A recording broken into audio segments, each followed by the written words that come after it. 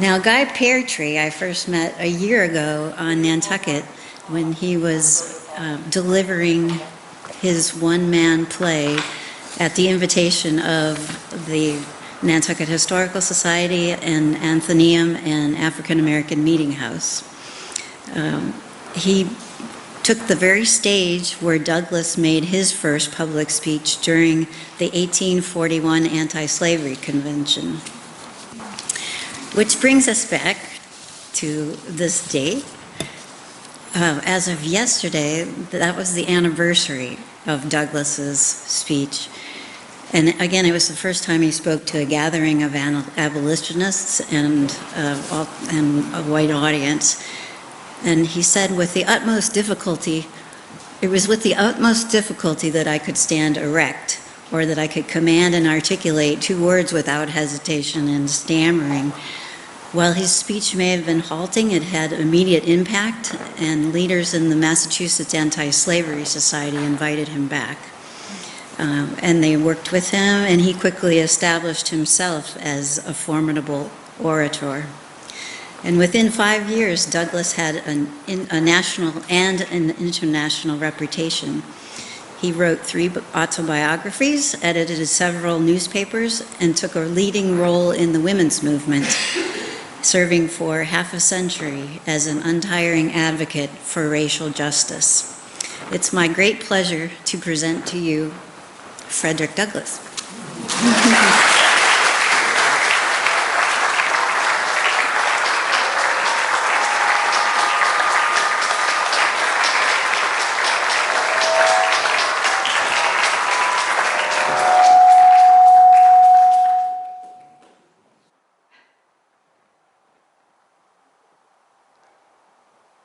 Good evening, my friends, my countrymen.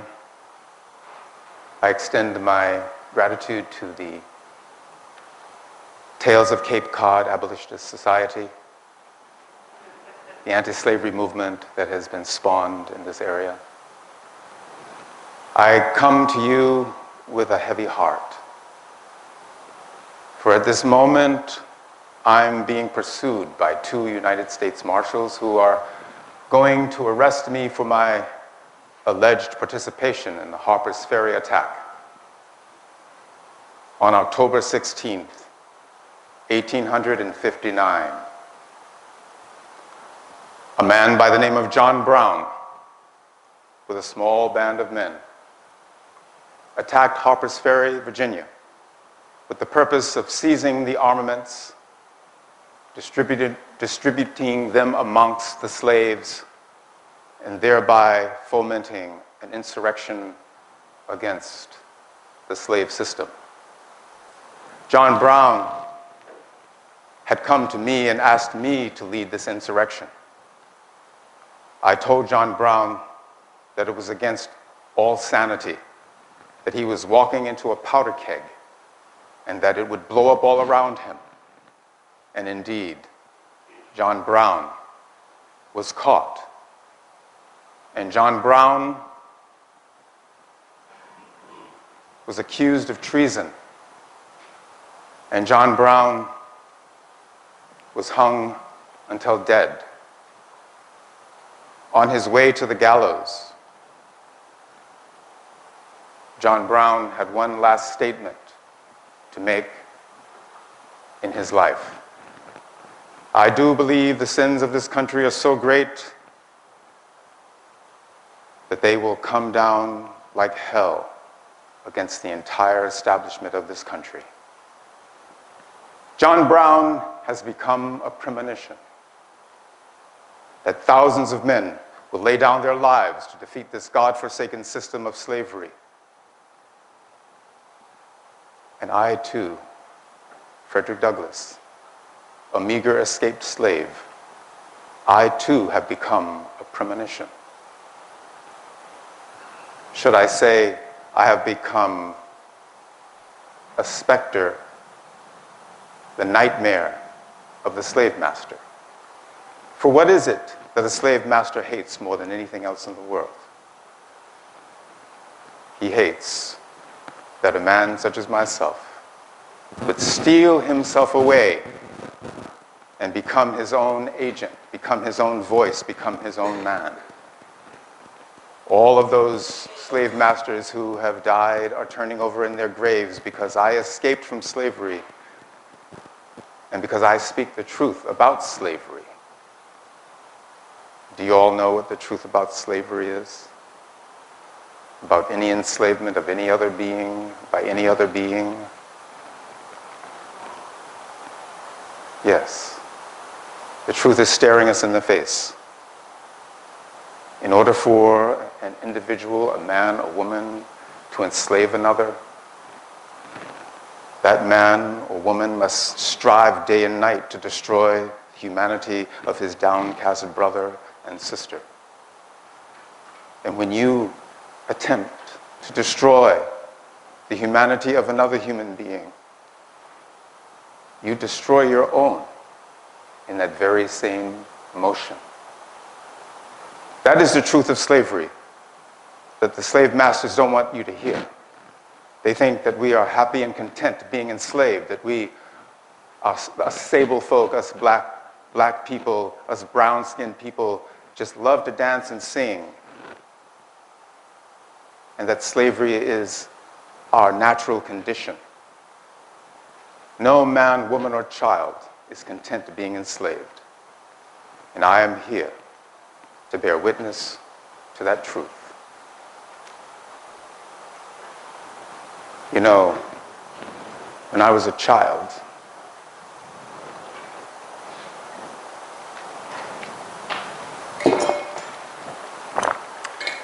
some people might think this is a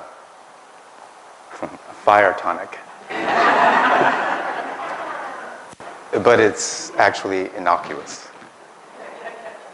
It's the flow of water.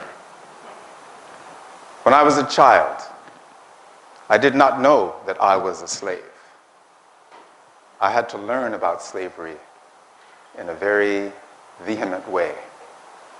My earliest memories of my grandmother Betsy, I would see her out there in the waters, seine hauling, they called it, in the waters of the river, with her net.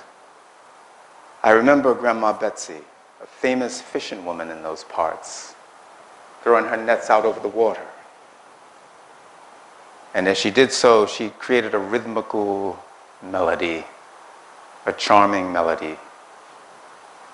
The waters of Jordan are flowing to Zion, flowing home to my Lord. The waters of Jordan are flowing to Zion, flowing home to my Lord. Not only was she a famous fishing woman in those parts, she was a famous planting woman in those parts. They said that no seed would go into the ground unless Grandma Betsy's hands had blessed them with the holiness of her touch. All the farmers for miles around would hire her so that she would elevate those seeds into their wonderful growth in spirit. She was a midwife. She caught babies. None of those babies ever died because of her magic hands. I thought I was a king on earth living with my Grandma Betsy. I did not know I was a slave. But one day, Grandma Betsy come to me and she say, Fred, you see the little hut I live in and all the children I take care after? You all can hear me, can't you? And the sky, you see how far that sky reaches up? Well, imagine the land stretching as far as the sky. That's how much land is owned by our old master. And she said old master with a degree of reverence that I had never heard her say before. Old master. We belong to old master, she said. Everything you see around here, as far as you can see, belonged to old Massa. Who is old Massa? In my child's mind, I thought she was talking about God, the master of the universe. Little did I know she was talking about a very strange evil that has embraced this world, the world of enslavement of humans by other humans. So she said to me, Fred, let's go meet your kinfolk up at the main plantation. We got to walk about 12 miles now, so come on, let's go. And as we walked through the byways and the highways of that gnarled jungle of the South, the old South, I thought I saw a lion coming at me. And I said, Grandma, you see the lion coming?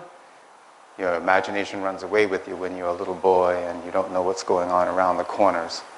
That ain't no lion, Fred. Yes, it is, Grandma. Pick me up.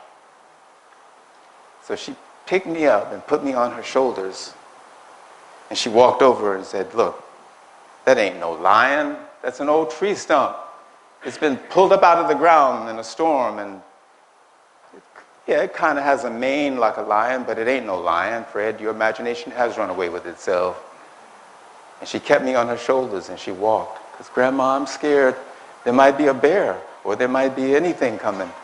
So she kept me up on her shoulders and she walked, and you wouldn't know that my grandma was an old woman except you could see a little white hair coming out of her scarf. And as we approached the main plantation, I said, Grandma, look at all them youngins. She said, yes, and all them youngins is your kinfolk. Let me down. I feel good. You should feel good. I just carried you for 4 miles on my shoulders.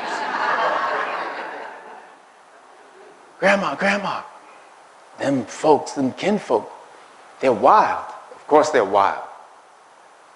All children are wild, except you. But Grandma, I don't want to go play with them because they're too wild. Go play with them, Fred. Get away from my petticoats. You've been around me all these days. You don't know what it's like to be with other children like them. There's your brother Perry, your sister Eliza, and your cousin Jethro. Go play with them. So reluctantly, I went to play with my kinfolk. And my kinfolk were indeed ruffians and tough as nails. I saw boys running on their hands faster than I could run on my feet. You've seen those kinds of boys, haven't you? Agile, strong. I saw boys throwing rocks up at birds flying across the sky. They threw it so fast and so precise, they hit the bird right dead center. I said, these kinfolk of mine, they are beyond my understanding. But then one of my cousins, he comes skipping into the yard. He says, Fred, I got to tell you something, Fred. What's that?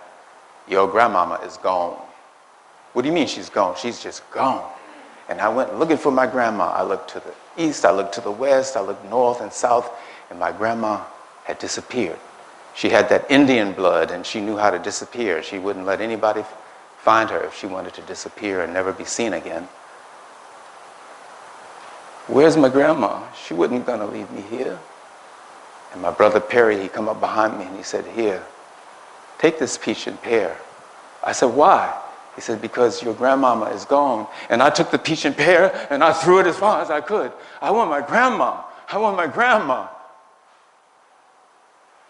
Fred, your grandmama had to leave you here just like she left all these other children, and myself included. She had to leave you here because we belong to old Massa. He's the one that owns us. He tells us where to go. He tells us how to do, how to be. He has control over every facet of our lives.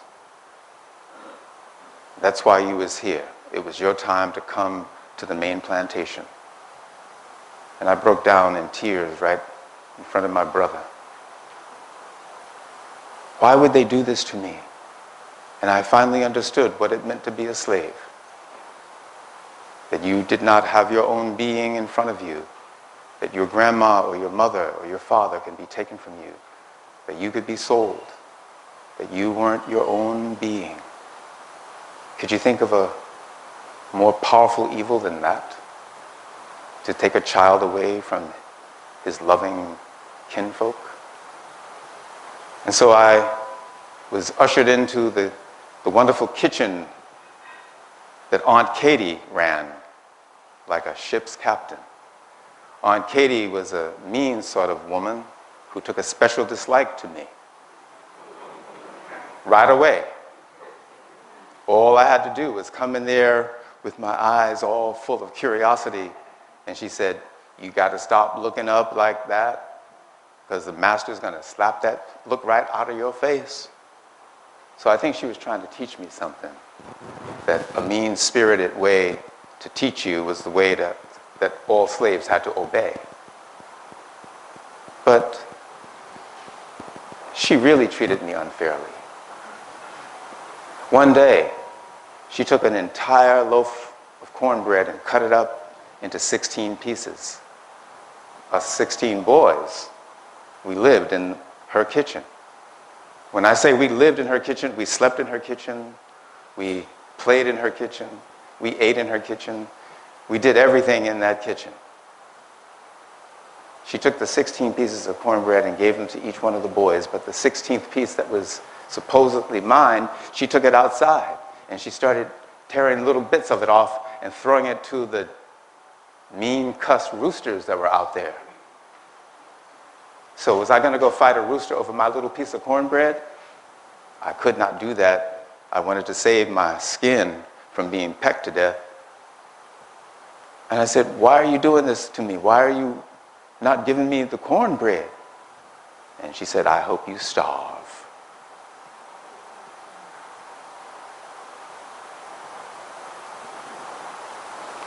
Well, you could see how that could break a child's spirit, can't you? So I went out the back and I cried like a fine fella. That whole day I was searching for food. In the evening, at the end of the day, I decided that I was going to find me some corn kernels and I was going to put them near the fire and roast them so that I could have something in my stomach. As I was looking for the corn kernels and as I put them in the flames of the stove, the door opened. I thought it was Aunt Katie's door, but no, it was the outside door. And that door opened and a visitation by someone I haven't told you about yet come walking into the kitchen. And it was like the wind was taken out of my lungs and put in my lungs at the same time. Suppose I told you that you met a person. Suppose I were to tell you that there's a person that I know who hasn't seen his mother in 4 years. And suppose I tell you that that person was hungry as anything, and all of a sudden, the door opens and your mother is standing right in front of you. That being that I haven't told you about, my mother, she had been farmed out. I hadn't seen her in years. Farmed out to other farms, and she never had a chance to come visit me, but she came that night, the night that I was hungry. And she said, "Fred, you don't look good. What's the matter with you, child?" That was my mother, Harriet, saying this to me. "You don't look good. You look hungry." And I told her what Aunt Katie did to me. That she wouldn't give me the bread, and that she said that I hope you starve. And my mother, she just swelled up like a mother bear. Have you ever seen a mother bear swell up? And you could see the venom coming out of my mother's eyes. She stormed into Katie's room, Aunt Katie's room, and woke her up out of her dead sleep and said, "Don't you ever let me hear you doing this to my son again. Because if I was to die this very night, I would come back and I would haunt you." And I could hear the wind being knocked out of Aunt Katie's body. And my mother stormed back into the kitchen and she said, "Fred, I'm going to get you something to eat." She come back with a whole quart of milk in the middle of the night. And she made me some gingerbread, not just cornbread. And she rocked me in a rocking chair. She put a blanket over me. And she sang songs to me and put me to sleep. But when I woke up, I was on the floor. My mother was gone. She had to be at her plantation first thing in the morning. So she must have left in the wee hours of the morning just to be back at sunrise at her plantation. I'll always remember the fact that my mother come and saved me from the jaws of the lion, that she loved me so deeply that even on her last legs on this earth, she came to be with her son. For I found out years later that my mother had a premonition of dying, and she come to be with me before she passed away. So Aunt Katie took a special dislike to me, like I said, but Miss Lucretia, the slave master's daughter, she took a special liking to me. And Miss Lucretia and I discovered years later that Miss Lucretia and I were related by blood, for the master was her father and my father. Little did I know at the time. So her special liking of me came out of her being of the same blood. And she said, Fred, I've decided that I'm going to send you to Baltimore so that you can become a gentleman farmer and find yourself a gentleman occupation. I'm going to send you to be with my brother-in-law, Hugh, and his wife. And you're going to take care of their son, and you're going to learn a trade. So she sent me off to Baltimore, told me to get myself scrubbed clean, which I did. 3 days, I scrubbed myself in the river. And on my way to Baltimore, I was on the board with sheep, and the sheep were just all night long. Have you ever tried to sleep with sheep, all night long? I didn't get much sleep. On my way to the new home, I had to keep my head down all the while I was walking through the avenues of Baltimore. Now, why you suppose a young black boy such as myself should keep his head down? When I tell this story to young children, they give me some really good answers. I said, because I'm not supposed to look at a white person in the eyes. Because if you do look at a white person in the eyes, that shows that you are standing your ground and being equal to them. And then they want you to look down and be lower than them. Interesting perception, don't you think? So I came to the home of Hugh and Sophia Auld, and I knocked on the door, and I had my head way down. But the lady who came to the door said, "Look at you, son, don't put your face down like that." And she took her hand and lifted me up, and I thought I was looking into the eyes of an angel. She said, "You have to look up where God is, where the light of love is. Don't look down." And she was a transformative woman in my life. Miss Sofa, I called her. She came into my life like a star shining bright. And she would sit down with her little son on her knee, and I would stand over her, and she would open up the good book, and she would take those words off that page and put them in her mouth and let them come out. You know, she was reading. And I said, "Miss Sofa, how do you do that? How do you get the words in your mouth and put them out there like that?" She said, "Son, you don't know how to read?"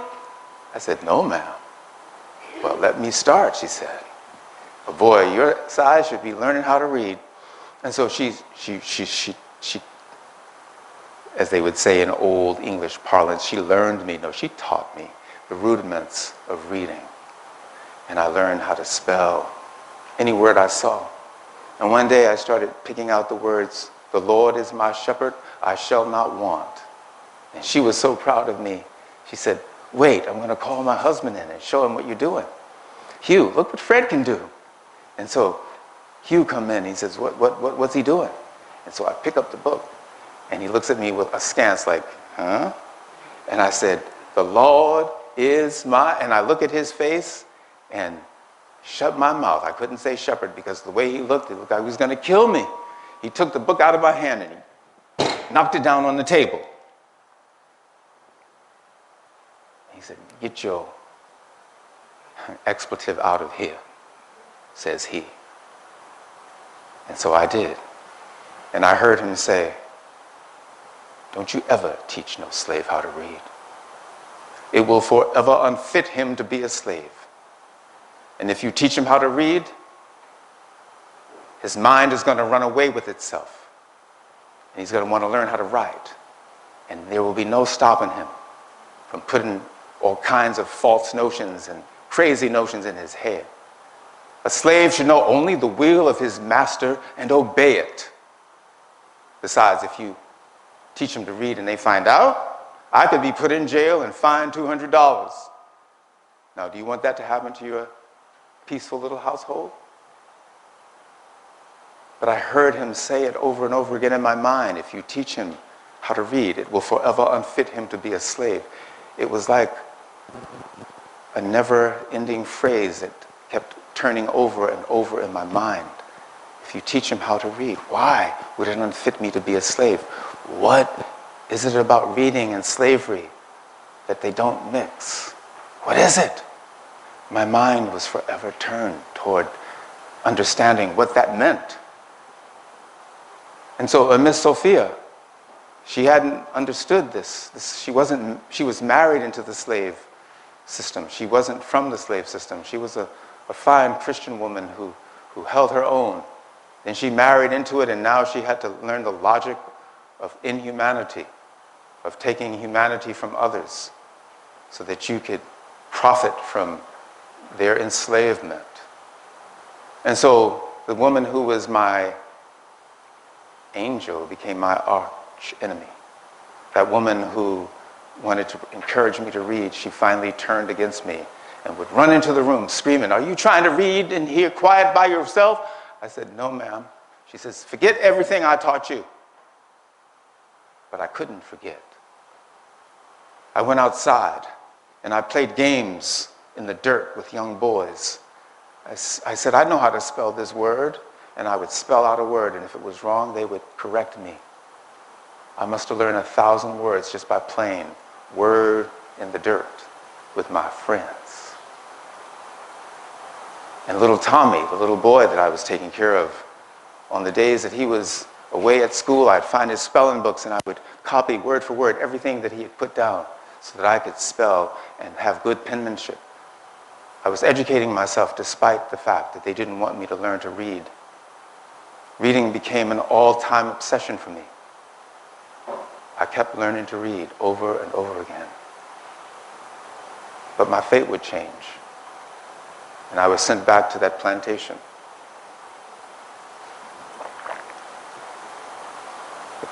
The lady who took so much joy and promise in me, she had passed away, Miss Lucretia. The master wanted to redistribute his property.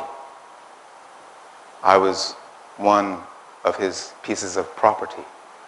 He wanted to put me someplace that would be financially successful for him. But when I came back, I was kind of a loose cannon, so to speak. I was obstreperous. You all know what obstreperous means. You don't listen to what they tell you to do. You do it your own way. And he says, "I ain't got time to be beating on you," he said. "I'm getting too old for that. But I'm going to send you to a place where they're going to teach you how to be a proper slave."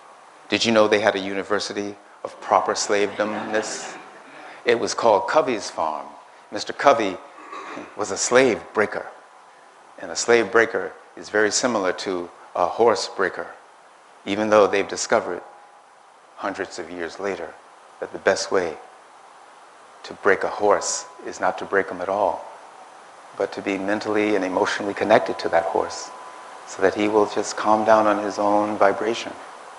But no, they don't believe that in this slave system. They believe in brutality, and they believe in whipping you until you are no longer capable of having your own sense of being.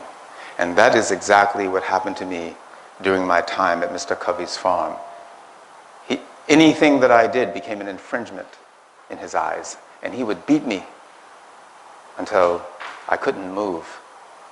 Day in and day out, Mr. Covey was called a snake in the grass. He would say he was going to town, and the slave said, "No, he ain't going to town." He goes out a couple of miles down the road, and he sneaks back, and he gets into the grass and he looks around just like a snake, seeing what all the different slaves are doing on his plantation. So he's always beating on somebody for their infringements. It was one day that this came to a head. We were threshing wheat in the big hot sun. It was the end of the summer and the sun was really, really hot. It might have been 120 degrees or more. And I was the first on this line of slaves throwing the wheat from one person to the other, and so that they could chafe it out. But I became very sick at one point, and I could no longer hold my stomach in. I became almost, I had to let it out. And the sun was beating on my head so strong that my head was swooning around like when you see stars, like somebody had hit me. And so I went over to a tree and got some shade, and Mr. Covey said, "What's going on here? Why is the work stopping?" "Fred is sick," someone said. "Oh, is he?" And he went over to me and he started kicking me to get me up. But I was too sick to get up out of that position. I was too sick to even know who I was at that moment. And so he kicks me one real good hard kick right in the side of my head, and the blood starts spurting out. It was a good thing that I had thick hair at that time in my life, thicker than it is now, and the blood clotted in my head. But as the blood was leaving and clotting, I became very, very convinced that Mr. Covey was going to kill me if he came back again. And all I could do to help myself was to get up and run as fast as I could and get away from Mr. Covey. When you know that you're about to die, you do phenomenal things to save your life. Getting away from Mr. Covey was the only thing I could think of at that moment, and I ran into the bushes. He looked around, he spit on the ground. He knew that I couldn't get too far, because he knew that if he didn't get me, one of the wild animals would, or I would bleed to death. See, he doesn't care about me. He doesn't care about anybody. But I found my way to the plantation of my master. I came looking like death warmed over, if you know what that phrase means. I came looking like I was a monster from the Black Lagoon, if you know what that means. And there I was, with blood all over me, and I had mud all over me, and I had these sucking things all over me. They were sucking the blood out of me. And the women were screaming. They were saying, look at Fred, what's going on with him?" And the master says, "What are you doing here?" I said, "Mr. Covey has tried to kill me." "Mr. Covey tried to kill you?" "No, he ain't gonna kill you. But you know what? I'm gonna kill you if you're not back there first thing in the morning. You get yourself cleaned up, and you get your little twerp thing back where you need to go." So that night, I cleaned myself up. And the next day, I pretended I was going to Covey's farm. And I walk out with a little bit of food that the slave women gave me. And I made my way to a nice little meadow. And there was a nice little brook flowing by. And it put me into a deep sleep.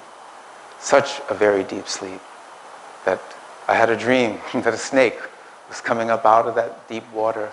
And that snake was coming up and putting itself around my feet and legs. And when I woke up in a start, there was a man standing there. He says, "Oh, I didn't mean to wake you up."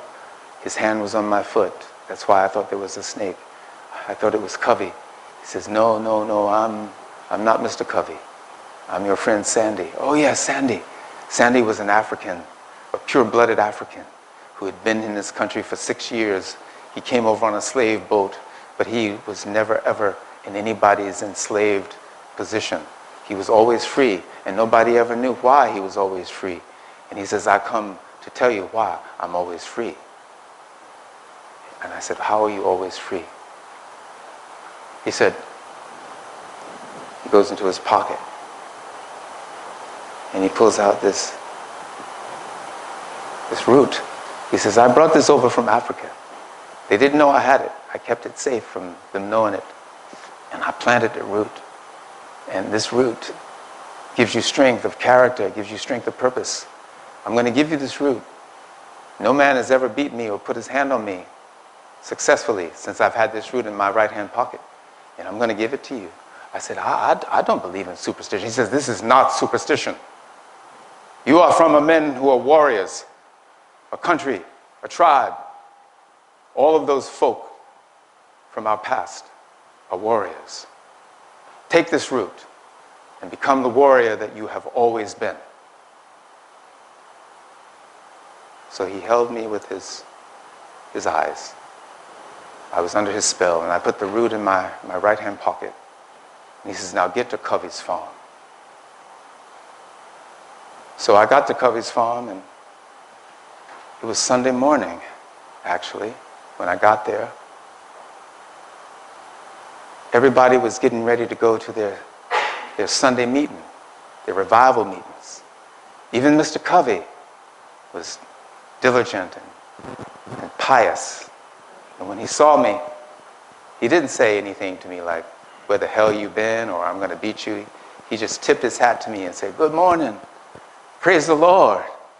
Praise the Lord. After what you did to me.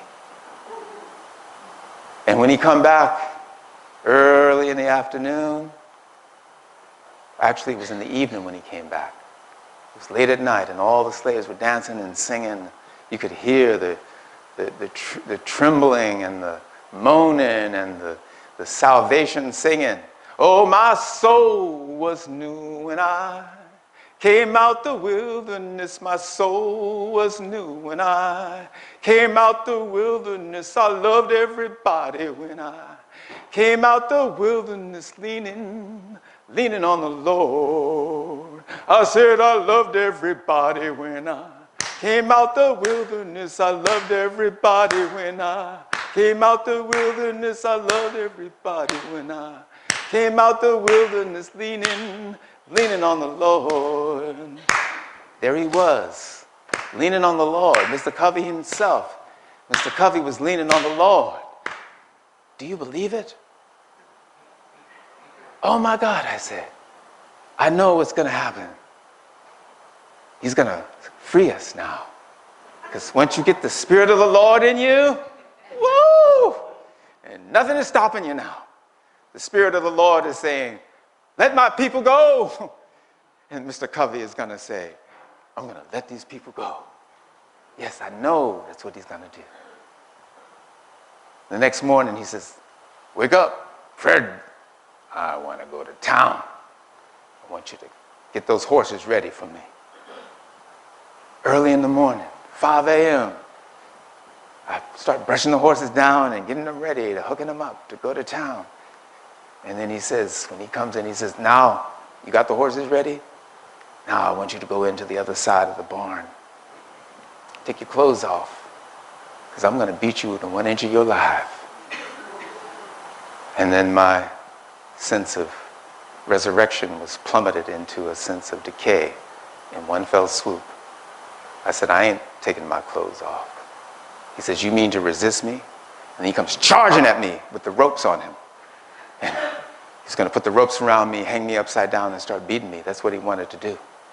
Have you ever heard of such a foul thing to do to another human being? But my arms, like a mule, went out.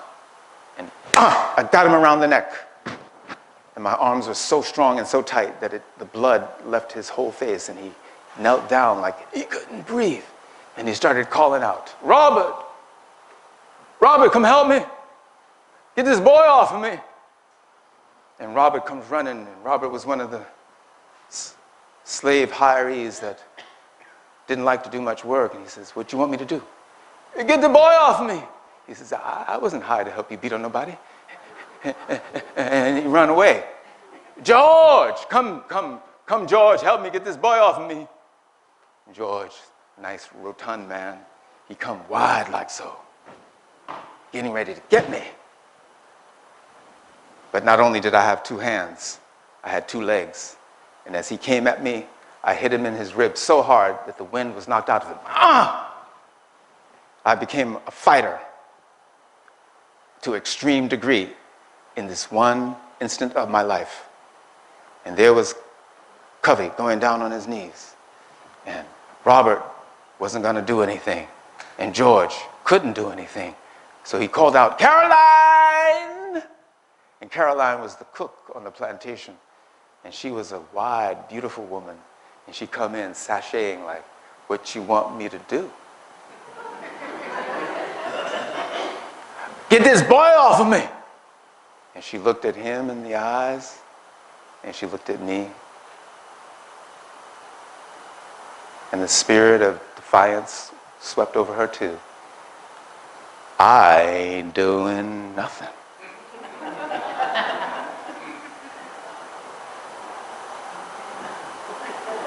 Says she.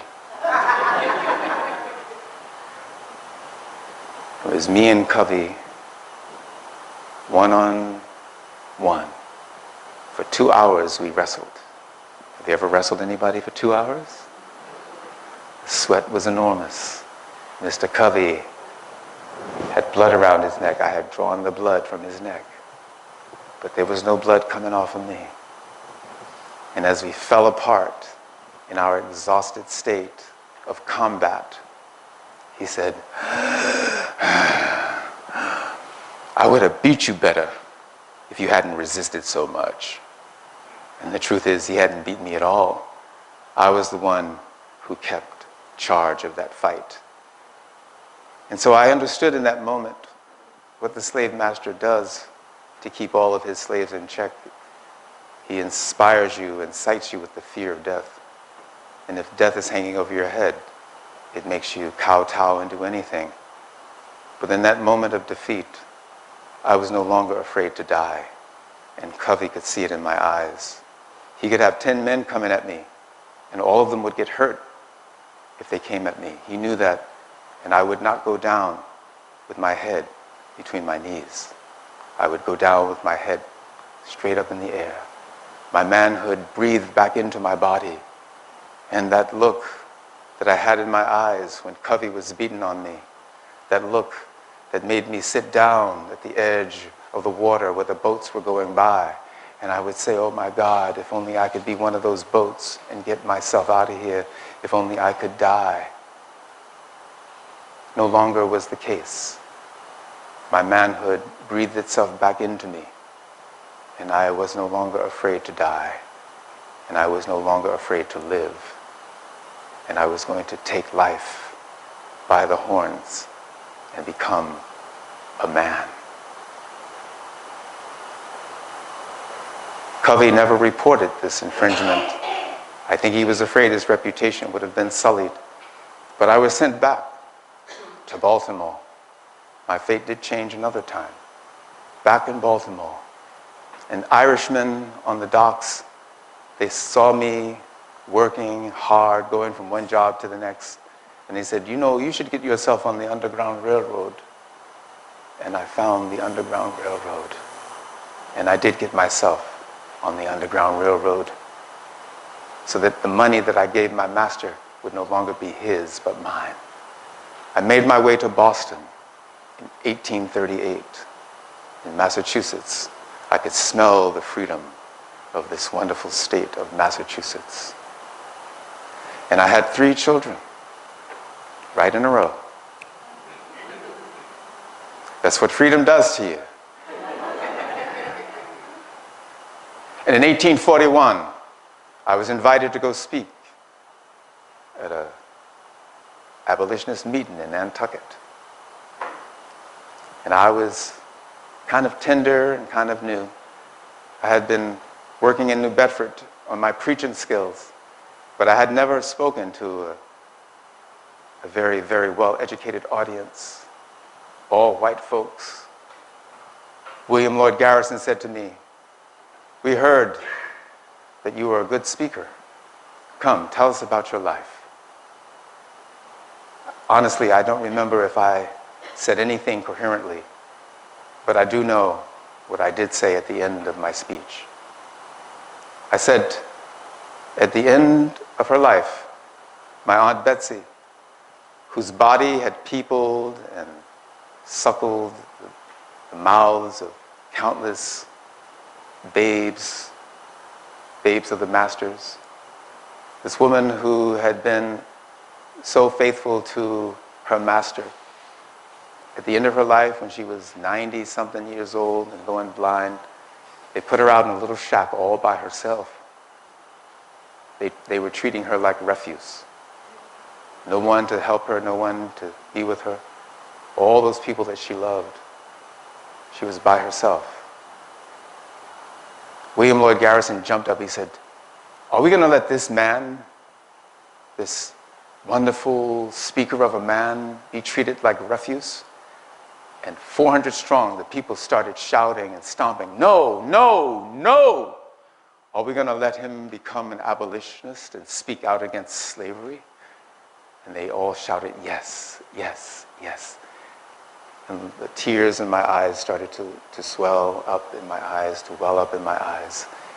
And I knew at that moment who I am, who I became, and who I've always been. I, Frederick Douglass, escaped from the jaws of slavery to the freedom of the North. And because I am a man, I am an abolitionist. Thank you very much.